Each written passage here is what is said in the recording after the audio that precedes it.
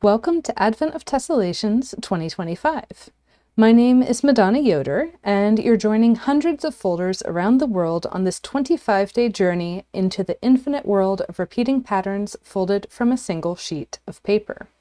You'll discover many different twists in this challenge, building up to advanced patterns with flagstone motifs of trapezoid twists.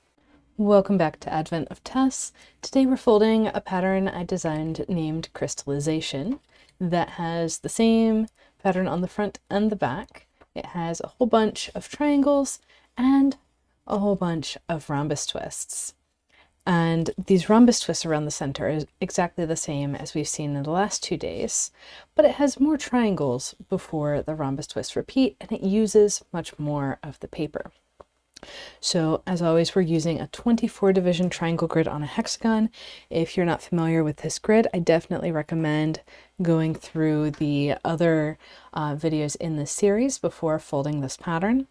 And you can find all the details on what videos they are, what order, at training.gatheringfolds.com/advent. And when you sign up, you'll also get crease patterns, tiling diagrams, access to the Discord server where you can ask for help, and a video on the grid itself. So with those announcements out of the way, let's go ahead and dive in. For this pattern, just like we've been doing the last few days, we're starting by putting in 6 rhombus twists around the center. So I just marked the center point by following the grid lines to the corners of the paper visually. You can also find the center point by folding your paper in half and then folding a grid line to a corner. That will get you the same center point. And then we need to put in our first rhombus twist, and we're going to come 2 spaces out from the center. So if you're doing this without drawing on the paper, this would be a mountain fold coming and hitting 2 spaces from the corner. It'll have a valley fold on the outside, and there will also be a valley fold in this direction, 2 spaces from the center, which as we saw is also 2 spaces from the corner, and a mountain fold in that direction as well. Our first mountain fold, the mountain that's coming closest to the center, is the through line of the rhombus, and we've got the central diamond right in there. So as far as folding goes, we've got our first pleat, mountain and valley fold coming down. The mountain hits 2 spaces from the corner of the paper, and then if we come around, skip a corner, go up to the next, then 2 spaces away from the corner we have our valley fold, and then the mountain fold of the next twist. And just if you're doing this with respect to the corners, make sure that you're counting out away kind of on the same side of the corners, so the center is on basically so the center is between these 2 new pleats. And then we can set up the remaining pleats of this twist. I've got the mountain fold on the opposite side of the central diamond and the mountain fold that continues straight through. And the valley folds will be rotationally symmetric around the center of the twist. So the valley folds for parallel pleats will be on opposite sides of the twist.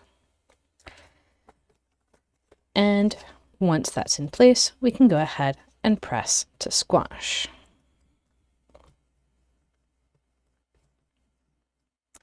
Some of you are folding from crease patterns, which are the lines that eventually get folded already printed on the paper.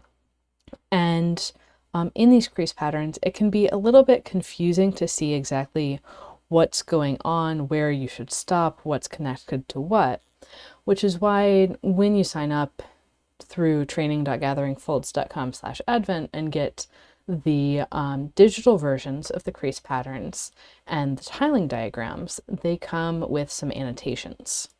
So for today's pattern, those annotations are saying, okay, there's a rhombus on the front side of the paper, there's a rhombus on the back side of the paper, there's a triangle on the back, and there's a triangle on the front. And these are really the only 4 positions that we have in this pattern. And then the colors on these correspond to the colors in the tiling to say, how is this repeating? So the lighter green rhombus is next to the darker gold triangles on 2 sides, and the other 2 sides are next to dark green rhombuses. Likewise, the dark green rhombuses are next to lighter gold triangles and lighter green rhombuses. These triangles are next to rhombus twists, but then the other 2 sides go to the opposite kind of triangle. And you can consider it as these groups of 3 twists that form a meta triangle that then get mirrored everywhere. So I'm saying the shapes get mirrored, the colors flip as you mirror, because you're changing the side of the paper, you're changing the handedness of the twist. These count as different colors for me. But there is an overarching pattern that you can find in the small sample over here. And that's how I know that these patterns can repeat infinitely, because I can find positions of symmetry and make sure that those are positions of symmetry in the crease pattern as well. And basically, you didn't expect a theory lesson in this tutorial, but here it is. And I'll be saying a bit more about the tiling and the placement of the rhombus twists later on. But I just wanted to give that foundation for what we're doing here. So when we're adding in these rhombus twists, we're going to have pleat overlaps, and I'll go ahead and mark this as side A. The other side then will be side B. And I'm going to rotate my paper so that the slit from the rhombus is above the center. And I'm going to have a new valley fold come down from the end of the slit. So this is 2 grid spaces from where this valley fold underneath hits the mountain fold going across, and then we're continuing 2 spaces away with a valley fold. And as I put in this valley fold, I also put in the mountain 1 grid spacing away. Just above that mountain fold is a grid triangle that's part of the central diamond. So our original mountain here is the through line. Here's our central diamond. And I have another pleat headed out in this direction that overlaps with the pleats that we've seen before. And like we've done the previous 2 days, we're going to immediately, before we squash the rhombus, turn that into a 3-way intersection above and 3-way intersection below. So what I just did there is take this point, so I've got this mountain fold and that grid intersection, and turn it into a 3-way intersection of mountain folds. It's going to be a closed triangle twist eventually, but first we'll set it up as the 3-way intersection. Now this mountain has a valley back here, and so the mountain that comes out this way needs a valley down below it. That's going to be 1 space away from the point where the 3-way intersection of mountain folds is. And so as I open up the pleat from the rhombus, I know to pop the mountain fold heading down down lower at the point where the valley fold hits, and then that valley is going to continue one more grid spacing until it hits where the valley from the new rhombus pleat is coming in, and that will make a three-way intersection of valley folds. This is the one that's going to be the triangle wrap, whereas the three-way intersection of mountains up above is going to be the triangle twist on this side of the paper. There's also going to be a three-way intersection of mountain folds here to go with the three-way intersection for the wrap. And I need to put in all of these folds, including the third direction on our first three-way intersection of mountains up above.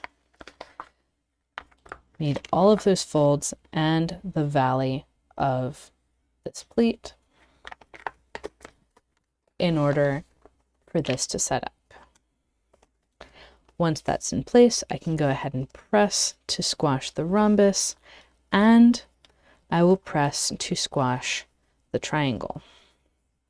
So remember in the tiling where we have these two rhombus twists. So the thing with these tiles is that the pleats conceptually are coming out from the tile edges perpendicularly.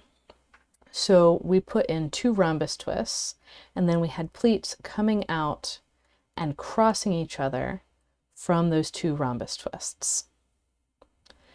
Where those two pleats cross, we put in two triangles, and because the pattern calls for triangles in that location, we can go ahead and squash both of those setups as triangles. And because both of those triangles are closed triangles, they are going to squash as closed triangles, and they're going to be on opposite sides of the paper.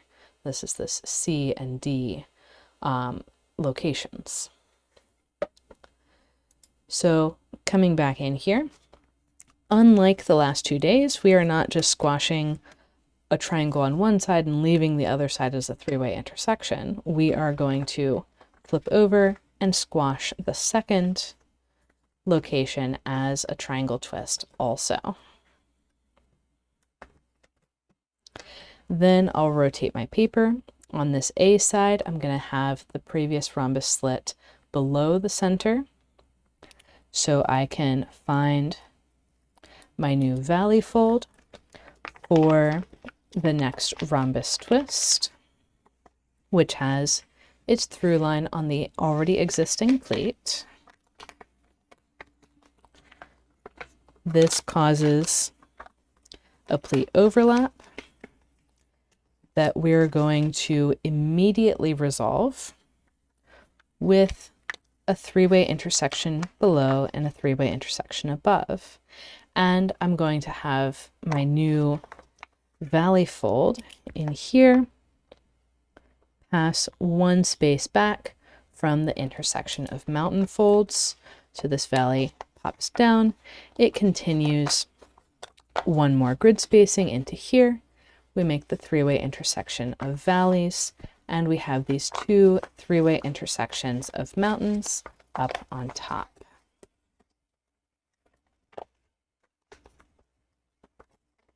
Then we can squash all the twists that are involved.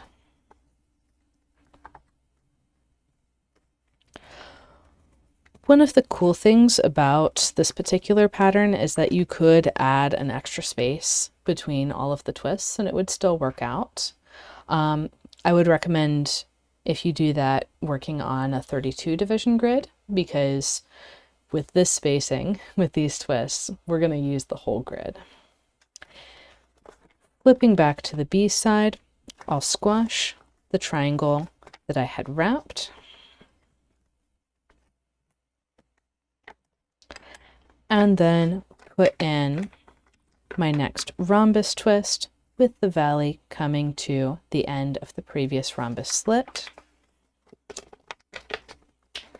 And one thing that I'll say is it's easier to put in those three-way intersections above and below if you haven't extended the mountain of the new rhombus yet.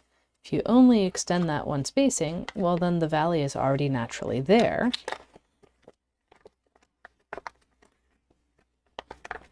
And you can set up your triangle twist above, your triangle wrap below.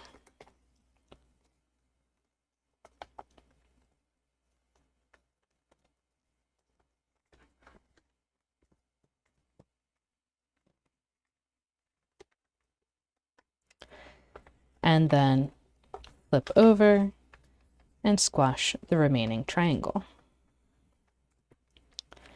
This time, like we've seen also the last couple days, we have another pleat in the way. And we're going to get around that pleat by putting in a triangle wrap as we set up our rhombus. So we have our new valley fold that's going to interrupt the mountain of our pleat that's coming this way, and we do a triangle wrap over that pleat, and then continue putting in our rhombus twist. And once again, if we only extend the mountain of this rhombus, the second diagonal pleat of the new rhombus twist, one space, then it's relatively straightforward to put in that three-way intersection of mountains above, three-way intersection of valleys wrapping underneath, and get all of our twists set up fairly smoothly. And I know I'm making it look easier than it actually is. I'm very aware. And then flipping over, we can turn this triangle wrap into a triangle twist. The one closest to the center is going to be our next rhombus. So squashing our triangle, we can then move on to the rhombus twist, where the through line comes straight through the middle of that three-way intersection. And here we have another pleat, but we're going to keep it folded and ignore it. And here I'm only extending the mountain fold coming off of this rhombus one space out from the corner to make it easier to put in the three-way intersection above and three-way intersection below.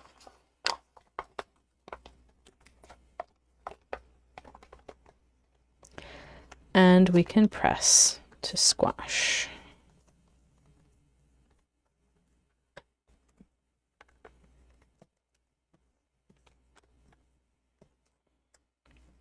We still have our pleat overlap here, but I'm going to flip over to side A and squash my triangle that was wrapped.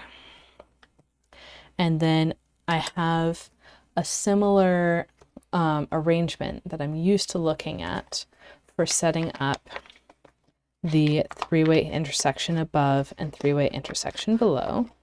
The key thing here is that I'm running this new valley fold one space away from where those mountain folds intersected, and I'm running the valley one space further to hit the three-way intersections of, or the three-way intersection of valley folds.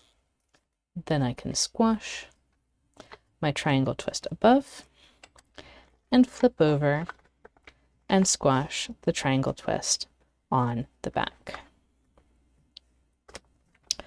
Okay, so from here, I'll flip back to the A side and show the crease pattern and tiling diagram again.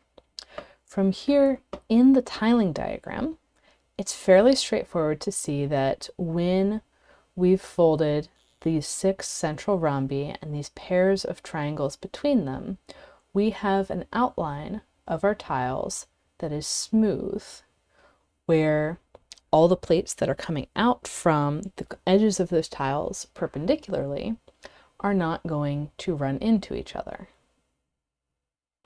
They're all going out in different directions. None of them are pointed at any of the others. If you try and figure that out on the crease pattern, it's much harder to see. So what we want to do next is add a single layer of twists. And the problem with adding a single layer of twists in this arrangement is that these rhombus twists cover two different layers. So we are going to have this half of the rhombus twist set up as a three-way intersection or a triangle wrap, depending on what side of the paper it's on. And we're going to leave it that way instead of twisting into a rhombus until we get all the way around and start adding on the next layer. And you can see that these three rhombus twists are exactly the same as these three rhombus twists. So the center of the star of rhombus twists is the thing that's repeating across the pattern. And let's go ahead and see how we're going to do that. The key piece of information that I got from the tiling is that all of the twists that are directly connected to these pleats coming out right now can be fully folded. It's just some of the ones that are like secondary, filling in the gaps, the intersections that we're going to have between these twists that are going to be more problematic. So I'll start with a pair of parallel pleats. So I'm on side A, starting with a pair of parallel pleats. I know I need closed triangle twists as close as possible. And I'm going to go ahead and prepare both of these triangle twists at the same time. I'm going to have my positions where the three mountains come together, one space out from the closed triangle hole on the back. And when I do that, I run this mountain just two spaces before it hits the valley of the next triangle. And that valley of the next triangle comes and goes for two spaces before it hits the valley of the upper triangle and makes a triangle wrap, which means there's a second three-way intersection of mountains for the lower triangle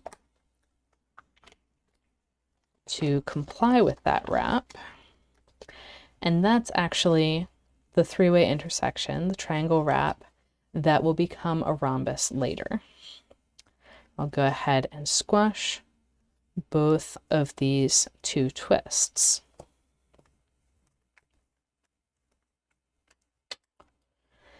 Now I'm going to flip the paper over and rotate to the next set of parallel pleats. And I'm going to leave that three-way intersection as an intersection. I'm not going to turn it into a twist. Moving onwards, now I have three parallel pleats that I need to work with. And by the way, I could make this work one at a time. And actually, I'll go ahead and demonstrate that on this one so you have an example to refer back to if that's how you want to set things up. In which case, I'm going to start with the bottom of the stairs, actually. Send a pleat all the way through and put in my new triangle twist.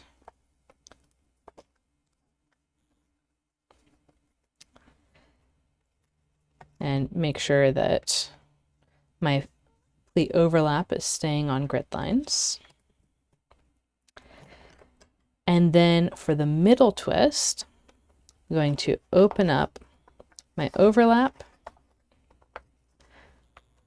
find the mountain folds for my middle closed triangle twist of these three closed triangle twists that we're putting in, and do the triangle wrap in there.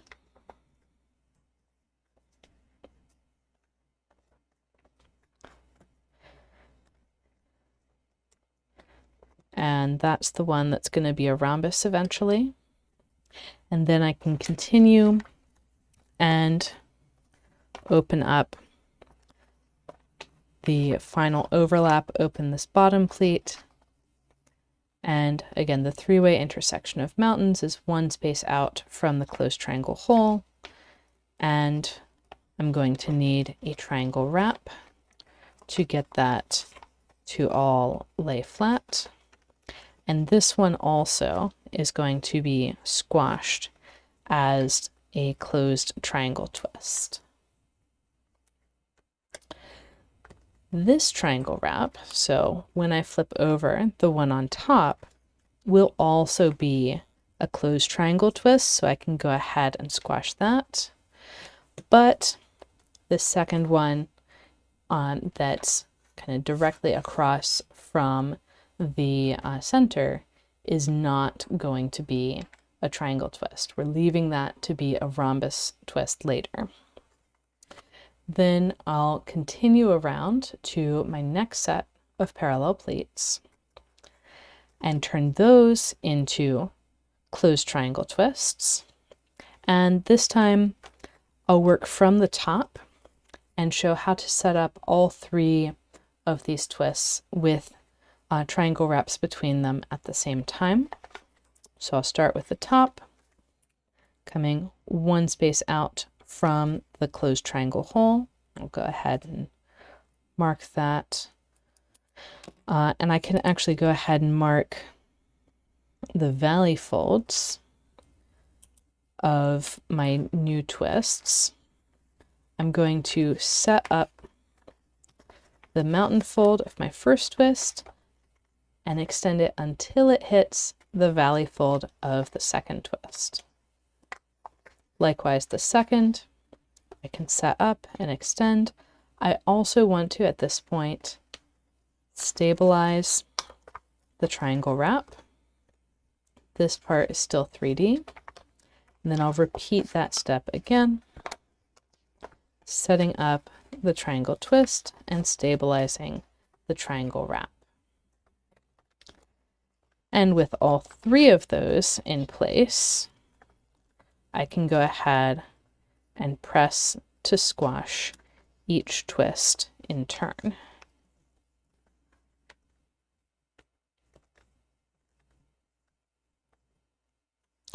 And here, once again, the first wrap, the one that's kind of closer to the corner, is going to be a closed triangle twist, but the one in line with the center is not. So flipping over, I'll take that first wrap, the one that's layered on top, and squash it into a closed triangle twist. So what we'll see is these bigger triangles of triangle twists on both sides of the paper. Then I'll continue onwards. I've got my next set of 3 parallel pleats, and I will set up the triangle twist, and then the next triangle twist. Remember, these mountains are only extending 2 grid spacings from the intersection of triangles. And then on this side, we go 1 grid spacing to the 3-way intersection that goes with the triangle wrap.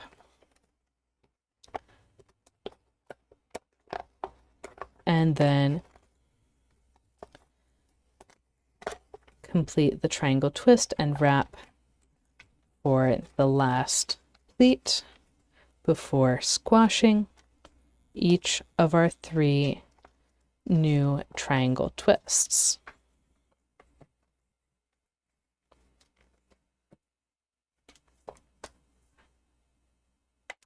From here, I'll flip the paper over, and this wrap that's layered on top is going to become a closed triangle twist.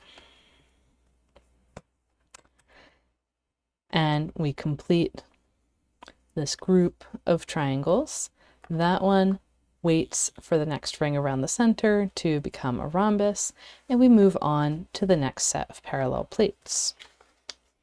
So continuing in the same way, And the important thing here, like I was talking about with the rhombus twists around the center, is to only extend your mountain folds for the twists strictly as far as is necessary. You don't want to move things more than is needed, because then you'll need to move them back. And I do understand that is the hardest thing to see for a beginner, like how far is necessary, and like what is the essential bit. It's a lot of information coming at you really fast. Flipping over, I'll take the first of those wraps and turn it into a triangle twist. You'll notice that I'm setting up a situation where I have 4 triangles in a row, and then the other edge has triangle, wrap, triangle. 4 triangles in a row, triangle, wrap, needs another triangle, and we're on our last set of parallel pleats, and there are 4 of them, because we always have an extra on the last set of parallel pleats. Basically, in the tiling, you work your way around, and now you have an extra tile on the top and on the bottom, and you're working across that whole line. And we'll set up first one triangle and then the next with that zigzag for the wrap, and the next, and the next, and it starts to feel like this pattern actually is made of triangles alternating on opposite sides of the paper that just happens to have some rhombus twists stuck in it. And there is a lot of truth to that statement, because when you go to decide, okay, where am I going to repeat this central block of 6 rhombus twists, you can repeat it like our pattern does today, where these repeats are in line with the grid lines coming out of the center. And you have these groups of 3 triangles on both sides, with stripes of at most 4 triangles. Or you can repeat it in other ways. You can repeat it in a wide variety of other ways, where you can see these center lines do not lead directly to the next rhombus twists. And actually you can really think about this as a field of background triangles that we've converted some groups of triangles into groups of rhombus twists. So yeah, between the last 2 days patterns, actually the last 3 days patterns and today's, you can see we're starting to describe an infinite set of patterns that have the same twists on the front and the back and use only closed triangle and closed rhombus twists. There's lots more to fold than the patterns that I'm teaching here. Flipping over, we want to have our sequences of 4 triangles. So we squash this triangle at the top, and we leave the middle wrap as a wrap and squash the one on the bottom as well.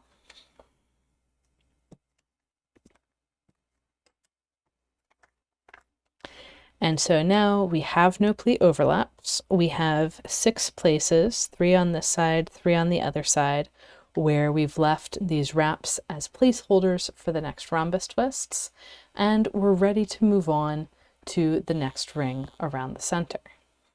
So I'm going to start with one of these rhombus twists, just because it's a obvious place where it's clear what's happening. And the central diamond sits nestled in the corner of our triangle wrap. So I can open this up. And one thing that we saw in the tiling is that these rhombus twists have 4 neighbors because they have 4 pleats. 2 of those neighbors are triangles. We already have 2 neighbors that are triangles, and 2 neighbors are rhombus twists. So our next twists on either side of this are going to be rhombus twists. And on this overlap, well, and we can say those rhombus twists are on the opposite side of the paper. So on this overlap, we need to set up for a rhombus twist on the opposite side. And because of the 60-degree angle, so one triangle between these 2 pleats coming together, we have the perfect place to put in a compound wrap. And then over here, we are also going to put in a compound wrap, but it's going to look a little bit funny because we have this triangle twist that's taking up some of the space. So at the corner of this triangle twist, we're going to split, and that is functionally a 3-way intersection of mountain folds. We can consider the mountain fold going into the center of the triangle as the 3rd mountain of this 3-way intersection. Rather, the mountain that was going into the center when that triangle was set up, like this.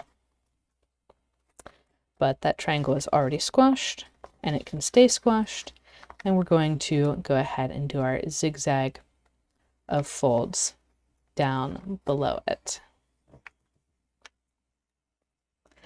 And then we can squash our new rhombus twist.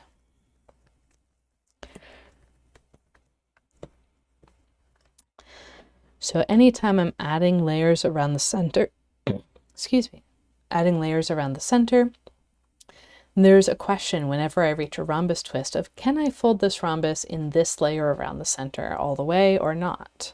So this one couldn't be folded all the way in the previous ring, but these two, because they're set up with compound wraps instead of triangle wraps, can be folded all the way in this ring. We already established they're on the opposite side of the paper. We'll flip over and pop the point up from first one compound wrap, and you can do these in sequence instead of in parallel, either way, but they both need to be folded, and this one is going to have its corner right at the edge of the paper. So actually I'll squash this one that's further from the edge first, so I can tell you more detail about how I'm squashing this one. I'm going to press from the top and make sure that this little flap is stabilized so that as I press from the top, the folds actually get all the way in to my grid intersection in here. So we just want to do some extra work to stabilize the paper as we squash when we get really close to the edge. And if things aren't working exactly as planned, we can always poke around with the bone folder to get that smoothed out. From this side, I'm going to continue folding, and it's a bit of a toss-up actually, which way to go. I'm going to go over here to this 3-way intersection that becomes a rhombus twist. And I'm going to do the same thing I did with the previous edge.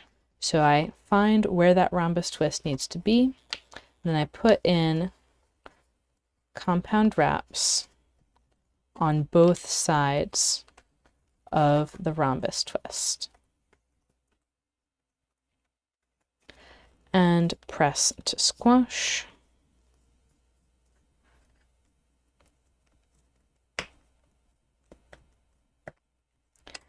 And flip over and turn this compound wrap into a rhombus twist.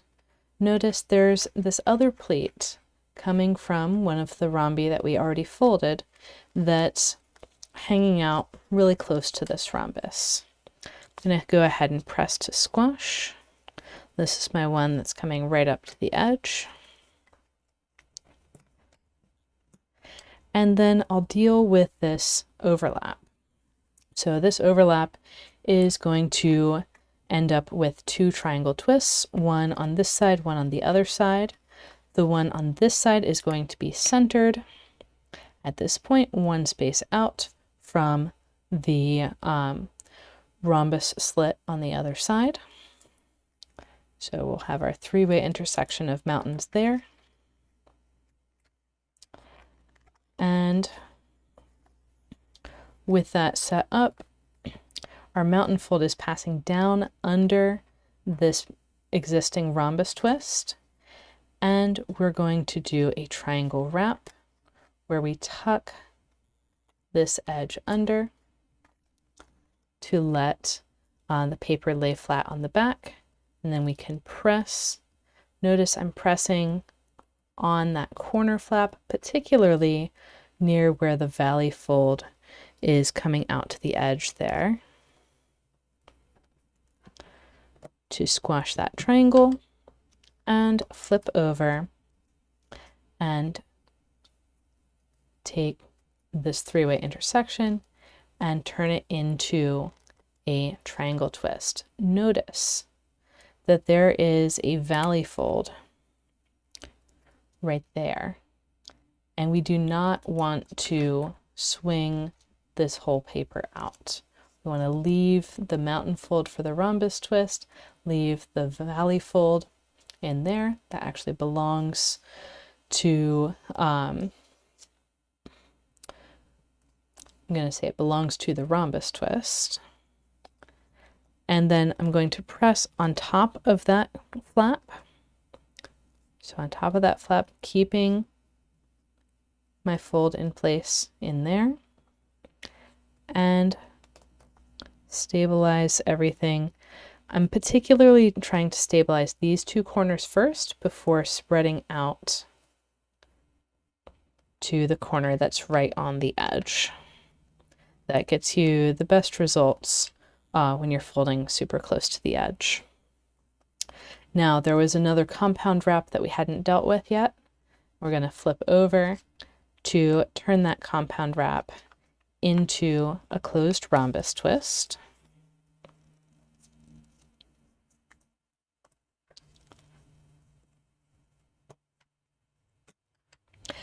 And then we can continue on our merry way.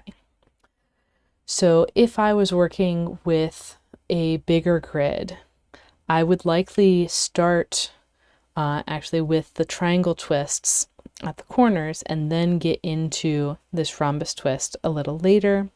I actually would probably start from the other side of the set of parallel pleats, but on this particular pattern, the easiest things to identify are these rhombus twists that are coming from the wraps.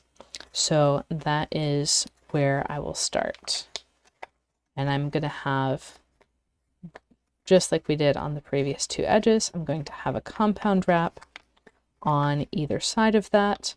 One of those compound wraps is going to come right off the corner of my closed triangle. And press to squash.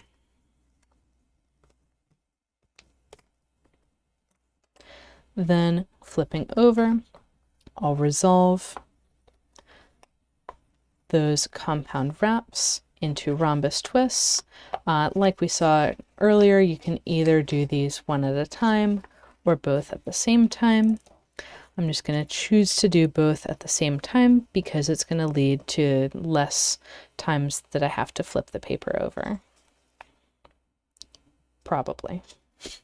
We'll find out. And I just realized that we have to come back to this side anyways to start the next set of parallel pleats.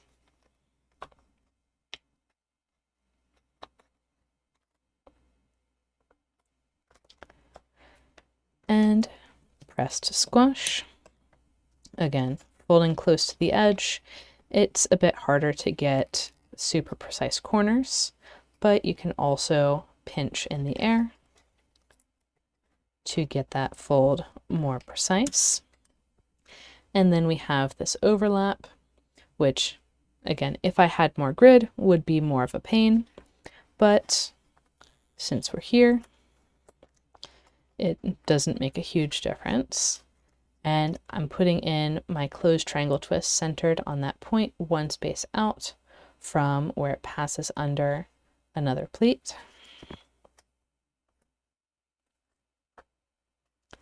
This sends a mountain fold back under, and if I line things up, you can see when it's folded, that mountain fold is heading under the corner of the rhombus twist. And I'm going to tuck this whole thing down under to provide a nice flat surface to squash on.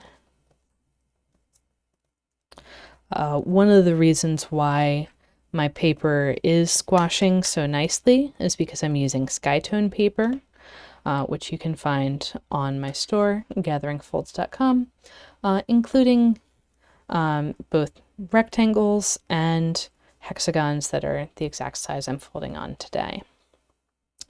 So from here, I have this three-way intersection. I want to keep the edge of the rhombus twist, this fold there, and so I bring that back out, putting in a valley fold along that little grid line, and then press to squash,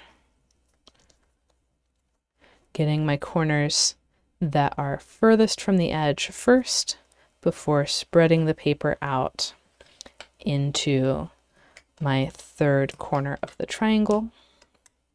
And then, yeah, as I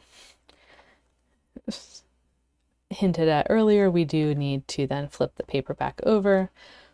We would have had the ability to leave that compound wrap to do now, and then move on to the next set of parallel pleats and the next rhombus twist.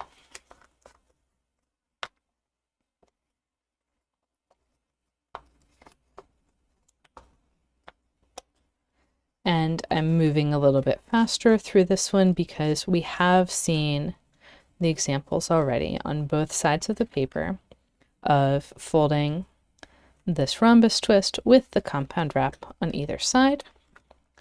And then we can flip over and turn the compound wrap that has the other pleat coming in near the corner into a closed rhombus twist and press to squash.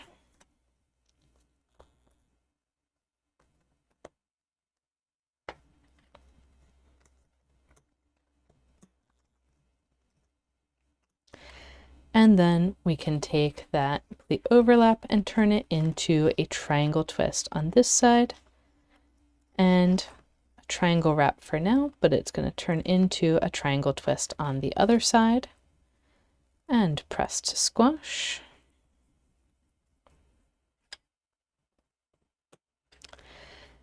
And then we can come over, well, actually we can go ahead and squash the triangle. You can see there's actually multiple different orders that we could be doing these steps. We just need to get them all done before we move on to the next set of parallel pleats.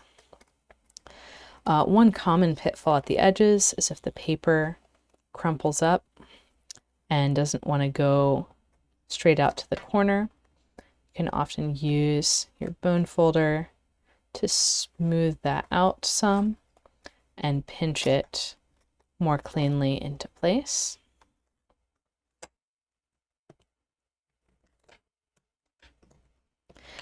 And using the bone folder really does smooth things out. And then we have our compound wrap that we left behind that we can flip over and turn into another rhombus twist and press to squash. So now I'll repeat those steps on the final two edges, taking the rhombus twist that had been half set up as a triangle wrap, turning it into a full rhombus twist with new compound wraps on either side, and press to squash.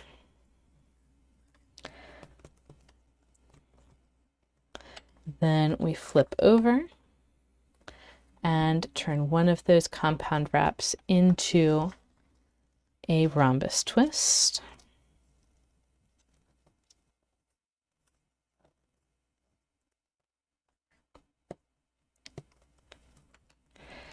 And take that pleat overlap and turn it into a triangle on the front and triangle on the back.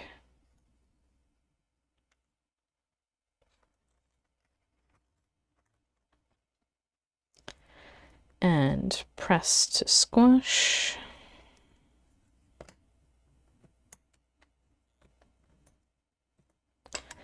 And flipping over, we can squash this triangle on the back, being careful to leave that mountain fold that's the edge of the rhombus.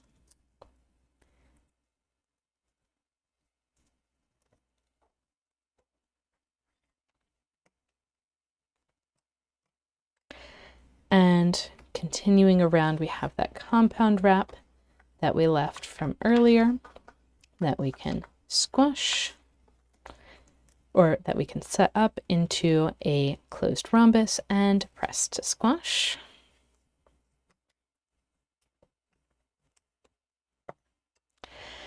And then we have our next set of parallel plates.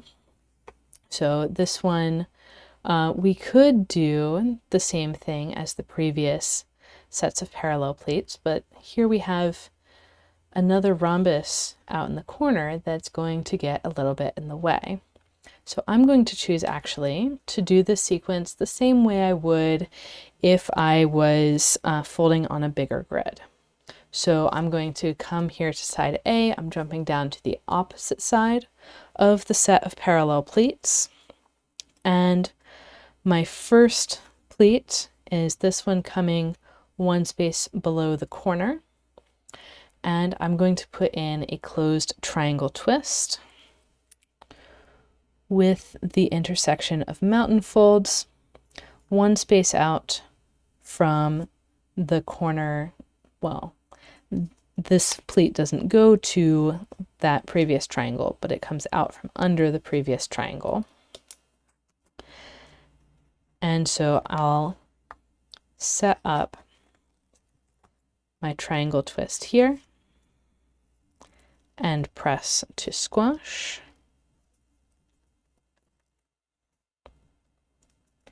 I have a big thick overlap there, so it's a little bit harder than normal to squash this triangle cleanly. Flipping over, I need a triangle twist and a triangle wrap. So I'm going to have a valley fold, one space in from the intersection of mountains. So familiar placement for that valley fold. I'm going to pop that valley down and put in a triangle wrap down below, keeping this pleat from the triangle wrap that's going to turn into a rhombus still folded.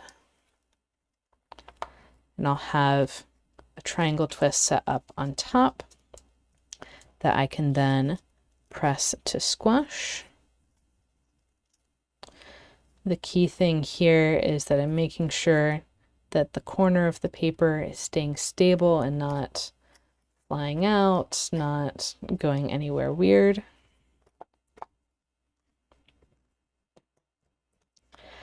And then flipping over, I have this triangle wrap that I want to turn into a rhombus twist. I'm going to have the valley fold of the through line of this rhombus, hitting one space out from this existing triangle wrap. And here's where I open up this pleat down below. I'm going to pop that mountain down, but I'm being very careful to keep the mountain folds that are spreading out from the corner of the triangle twist. What I'm going to do is extend this new valley one space further down. It's going to hit this valley down below and make a three-way intersection. So it's a three-way intersection, or rather a triangle wrap right next to the previous triangle wrap. And it's going to all come together and lay down. And we're going to press to squash the new rhombus twist.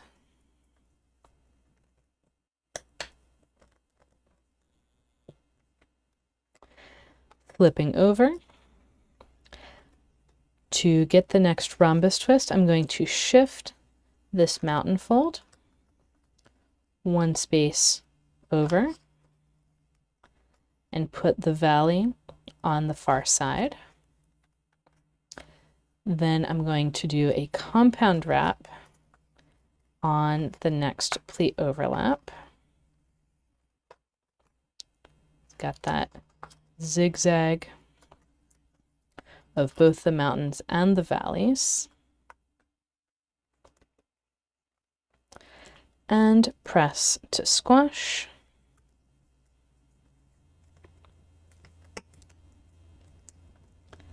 And then flip the paper over, turn that compound wrap into a closed rhombus twist. And if my pleats were any longer, aka if I had any more grid, I would also at this point in time do the triangle above and triangle below, just like we did around the center. So this is a move I could have been doing the whole time, but because of the amount of grid that we had, I could get away with just squashing the rhombus and then adding in those two triangles later.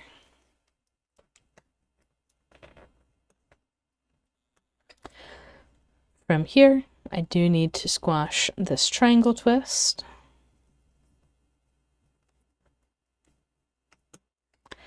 And then flip to the other side to squash our final twist.